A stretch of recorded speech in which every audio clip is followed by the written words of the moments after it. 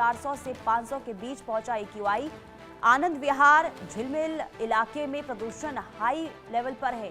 ITO समेत कई जगहों पर 300 के पार एक्यूआई पहुंच चुका है। तो दिल्ली का वायु प्रदूषण अभी भी अपने शीर्ष स्तर पर बना हुआ है और इस सीजन में पहली बार वायु प्रदूषण सूचकांक 500 के अंक को भी पार कर चुका है।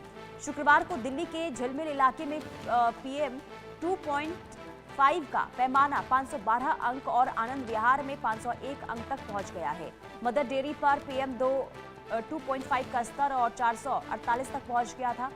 यहाँ पीएम 10 भी और 564 अंक रिकॉर्ड किया गया है। इसी तरह आईटीओ पर पीएम 2.5 का उच्चतम स्तर यानी कि 381 तक पहुंच गया है। कुल मिलाकर स्थिति बेहद खराब इस बार नजर आ रही है पॉल्यूशन की वजह से, और यही वजह है कि लोगों को भारी परेशानी हो रही है। खास करके देखिए, अगर आनंद विहार इलाके की बात करते हैं, झिलमिल इलाके की बात करते हैं या फिर अक्षरधाम इलाके की बात करते हैं, यहाँ पर बेहद ही खराब श्रेणी में वायु गुणवत्ता सूचकांक दर्ज किया गया है। यानी कि कई इलाके ऐसे हैं जहां पर एक्यूआई का जो लेवल है वो 400 से 500 के पार पहुंच चुका है, जो बेहद ही चिंता का विषय, चिंता की स्थिति इस वक्त दिल्ली में बनी हुई है। हालांकि ये स्थिति जो है ये पहली बार नहीं है, हर बार हर साल यही हालात दिल्ली एनसीआर के अलग अलग इलाकों में देखने को मिलते हैं, लेकिन इसके बावजूद भी कोई सख्त कदम नहीं उठाया जाता।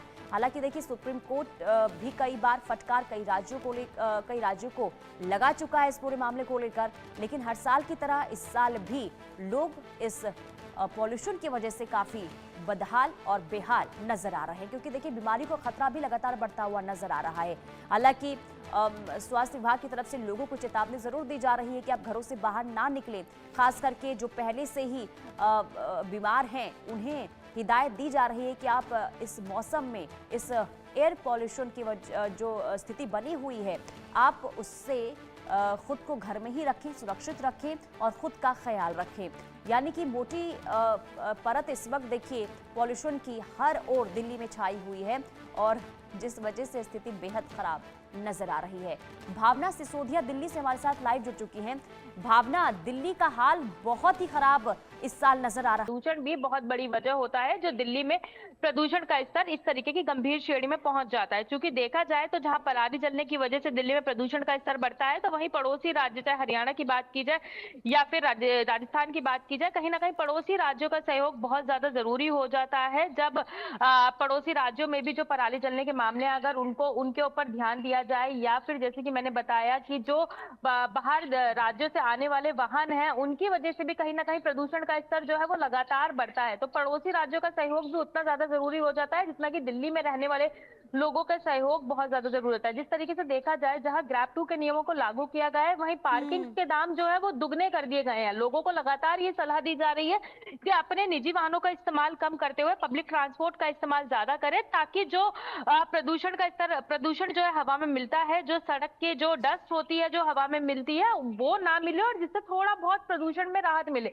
लेकिन देखा जाए तो कहीं ना कहीं दिल्ली की जनता भी इस बात को समझने को तैयार नहीं है और अमूमन सड़क पे अभी भी जिस कदर दिल्ली में लगातार प्रदूषण का स्तर 400-500 बना हुआ है, उस समय भी दिल्ली में निजी वाहनों का इस्तेमाल ज्यादा देखने को मिल रहा है। लंबे लंबे ट्रैफिक जैम एक सबसे ज्यादा बड़ी समस्या होती है। जब लोग ट्रैफिक में फंसे तो होते हैं, अपनी गाड़ियां बंद नहीं करते हैं, गाड़ियां लगातार चालू रखते हैं। तो कहीं ना कहीं छोटी छोटी वजह ही है जो दिल्ली में बढ़ते प्रदूषण का कारण बनती जा रही है। सरकार भी एक के बाद एक कदम तो उठा रही है, लेकिन कहीं ना कहीं लागू किया गया है, इन नियमों का सख्ती से पालन हो, क्या इसे लेकर सख्ती देखने को मिल रही है?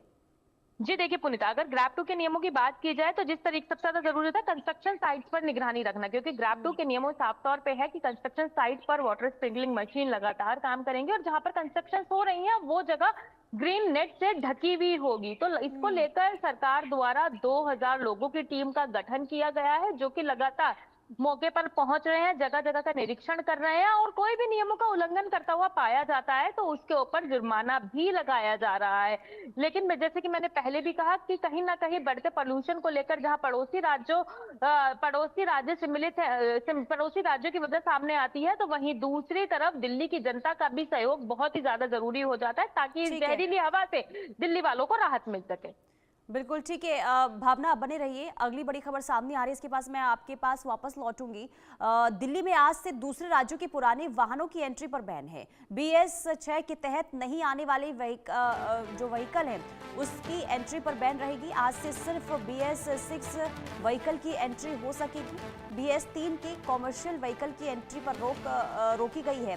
प्रदूषण से निपटने के लिए सरकार ने ये बड़ा कदम उठाया है। तो देखिए, दिल्ली NCR में खराब होती एयर क्वालिटी पर लगाम लगाने के लिए अब CAQM ने शुक्रवार को बड़ा फैसला लिया है और CAQM ने दिल्ली में दूसरे राज्यों के BS-3 मानक वाले जो पुराने डीजल ट्रकों और माल ढोने वाले वाहन जो होते हैं उसकी एंट्री पर रोक लगा दी गई है। CAQM ने नोटिस जारी कर ये कहा है कि सभी दूसरे राज्यों में रजिस्टर्ड लाइट और goods vehicle, medium goods vehicle और हैवी गुड्स व्हीकल जो BS-6 के तहत नहीं आते हैं उन्हें 1 नवंबर से दिल्ली में एंट्री नहीं मिलेगी। देश की राजधानी नई दिल्ली में प्रदूषण की समस्या से निपटने के लिए ये बड़ा कदम उठाया गया है और आज से दिल्ली के बाहर रजिस्टर्ड उन सभी कॉमर्शियल मालवाहक वाहनों की एंट्री पर रोक लगा दी गई है जो BS-6 उत्सर्जन मानकों का पालन नहीं करते हैं। ये फैसला वायु गुणवत्ता प्रबंधन आयोग के निर्देश पर लिया गया है। आज से BS-6 से पुराने इंजन वाले सभी वाहनों के दिल्ली में प्रवेश पर पूरी तरीके से रोक रहेगी। तो यानी कि देखिए, अलग अलग तरीके से कदम उठाए जा रहे हैं। अब कॉमर्शियल वाहनों पर की एंट्री पर भी रोक लगाने की तैयारी सरकार की ओर से कर दी गई है। लेकिन सवाल वही कि क्या इन तमाम कदमों के बाद दिल्ली का जो प्रदूषण स्तर इस वक्त बेहद ही चिंताजनक स्थिति में बना हुआ है, क्या उसमें कमी आएगी? भावना हमारे साथ बनी हुई है। भावना, कदम तो लगातार उठाए जा रहे हैं और हर साल, जैसा मैंने पहले भी कहा कि हर साल भी इसी तरीके से सख्तियां देखने को मिलती है, कई पाबंदियां लगा दी जाती है, लेकिन साल बीत जाते हैं, जब नया साल आता है तो नए साल में वही स्थिति जो हर साल देखने को मिलती है।